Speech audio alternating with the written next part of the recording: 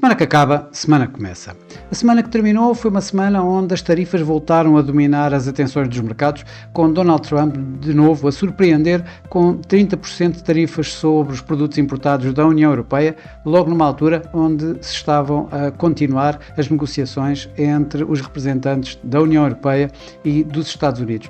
Além disso, foi um pouco mais longe, ameaçou aumentar severamente as tarifas sobre os produtos farmacêuticos, ventilou a possibilidade de chegar aos 200%, isto dando um período de um ano para que as empresas conseguissem ajustar-se e de alguma forma a tentar que relocalizem a produção de outros países como a União Europeia para os Estados Unidos. Isto numa altura em que tivemos durante esta semana uma agenda económica relativamente contida, onde os olhos estavam todos nos dados da inflação dos Estados Unidos, que mostraram uma inflação relativamente em linha com aquilo que os mercados esperavam.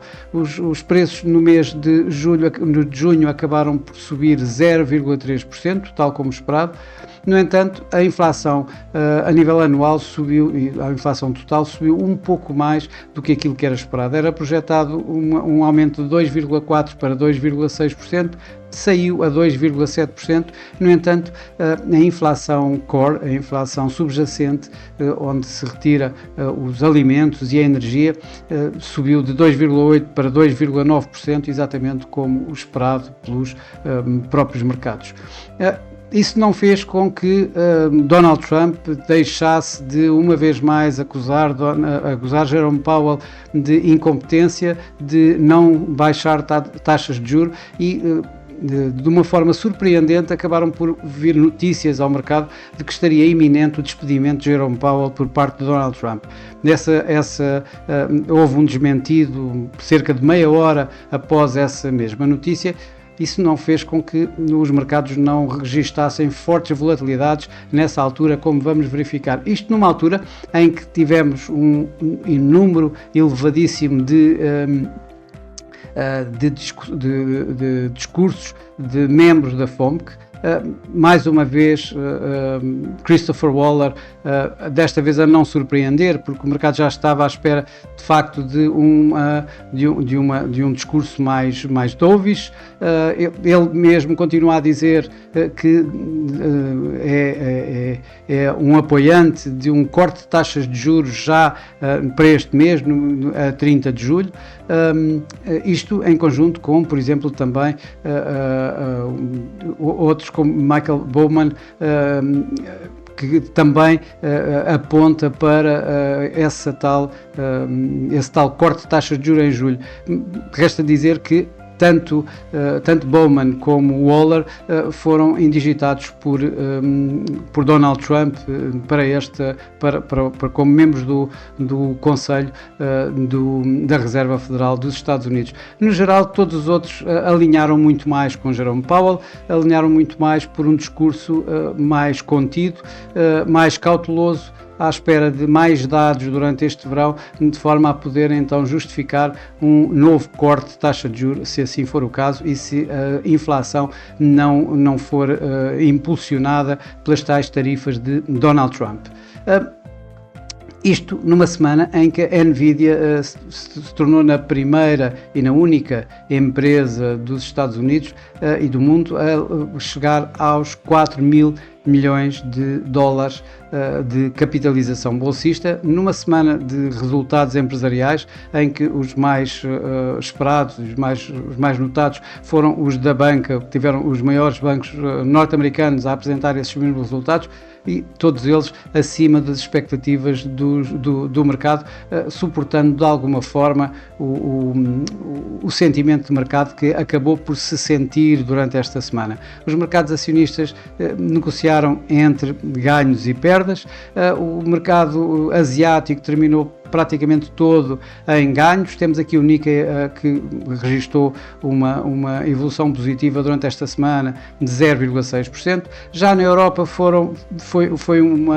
houve aqui um misto de ganhos e perdas no mercado, na maior parte de facto a terminar em terreno negativo. Temos aqui o Eurostoxx a cair cerca de 0,4%, enquanto nos Estados Unidos a grande maioria dos principais índices norte-americanos terminou em ganhos relativamente decentes. Temos aqui o S&P 500 a ganhar 0,6%, o Nasdaq subiu acima de 1%, no entanto o Dow Jones terminou praticamente inalterado, mas ainda assim em terreno negativo. Também em terreno negativo teve o nosso índice, que acabou esta semana por perder cerca de 0,7%, pressionado talvez por perdas como as da Corticeira Amorim, que teve aqui, foi o que mais perdeu, o título que mais perdeu esta semana, aqui cerca de 5%, enquanto a REN foi o que mais ganhou, e ganhou um pouco mais de 3%. O mercado cambial foi caracterizado de facto por alguma volatilidade adicional, isto em torno principalmente da situação do hipotético despedimento de Jerome Powell por parte de Donald Trump. O dólar, mesmo assim, foi o grande ganhador.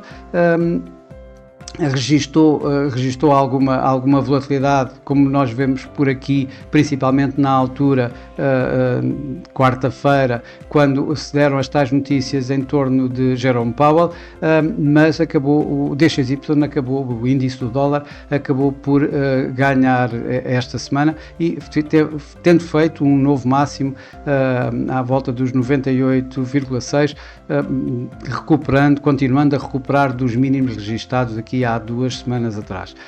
O euro-dólar continua a corrigir os fortes ganhos que teve, que levou o preço desde os mínimos de maio até aos máximos do mês passado, à volta de 1,18, e esta semana também com alguma volatilidade, como verificamos por aqui, e continuou a corrigir, chegou a negociar mesmo abaixo de 1,15, abaixo de 1,16, tendo terminado a semana em torno de 1,16. Em perdas teve continuamente o iene, o dólar-iene terminou aqui bem perto de máximos, ele que negociou, que fez um máximo acima de 149,20, isto quando aguarda, exatamente a aguardar pelas eleições deste fim de semana para a Câmara Alta do Parlamento japonês. A destacar-se pela negativa, continuamos a ter a coroa sueca, que perdeu esta semana face ao dólar mais de 1% e face ao euro cerca de 0,5%. Já pela positiva, e nos mercados emergentes, temos de enaltecer, digamos, o rand sul-africano, que registrou ganhos consideráveis. Aliás, foi das poucas moedas que conseguiu ganhar face ao dólar, ganhou aqui cerca de 1% face ao dólar e 1,7% face ao euro. No mercado de commodities, claro que também tivemos aqui assim alguma volatilidade.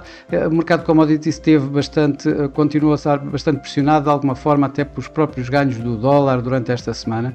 O ouro tem o suporte geopolítico das incertezas a continuar de alguma forma a ser procurado como um ativo de refúgio, no entanto pressionado pelos tais ganhos do dólar e inclusive também pelos ganhos das yields obrigacionistas, que continuam de alguma forma a poder pressionar aqui mais o ouro. Ainda assim, o ouro manteve-se praticamente inalterado, com uma perda marginal.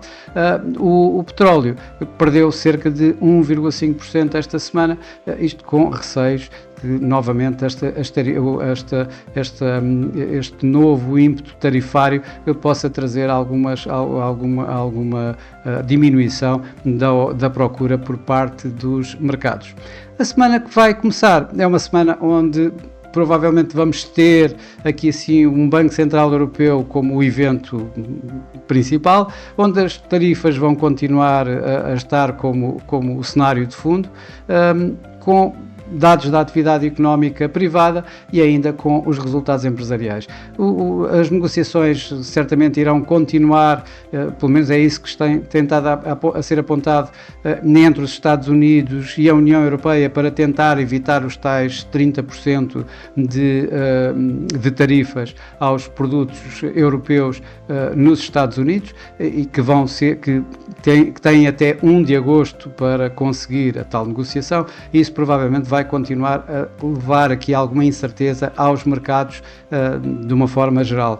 Numa semana que vai ser bastante ligeira em termos macroeconómicos, em que o mercado vai estar essencialmente a olhar para os dados de quinta-feira dos PMI, os dados da atividade económica privada, onde é esperado que mantenham os atuais níveis, ou seja, ainda assim com alguma solidez na economia, tanto a nível na Europa, na União Europeia, no Reino Unido, como também nos Estados Unidos.